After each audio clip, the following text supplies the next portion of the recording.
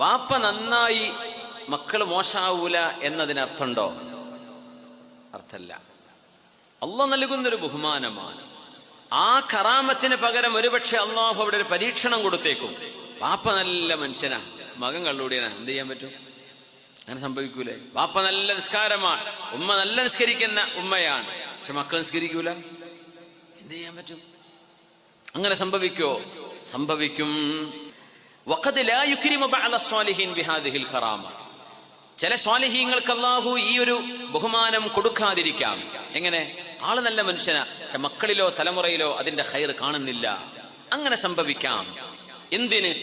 ഇശാറതൻ ഇലാ അന്നഹു ലാ യജിബു അലല്ലാഹി തആല ശൈ. അല്ലാഹ്ക്ക് ഒന്നും നിർബന്ധമല്ല എന്ന് പഠിപ്പിക്കാൻ അല്ലാഹ് ചെയ്യും. ഇങ്ങനെ സ്വാലിഹായാൽ മക്കളെ നിർബന്ധമായും അല്ലാഹ് സംരക്ഷിക്കുമെന്നുണ്ടോ? അല്ലാഹ്ക്ക് നിർബന്ധമുണ്ടോ? എന്തും ഇല്ല. അള്ളാഹുവിന്റെ നിർബന്ധമുള്ള വിഷയമല്ല. അള്ളാഹുവിന്റെ സൃഷ്ടികളല്ലേ നമ്മളൊക്കെ.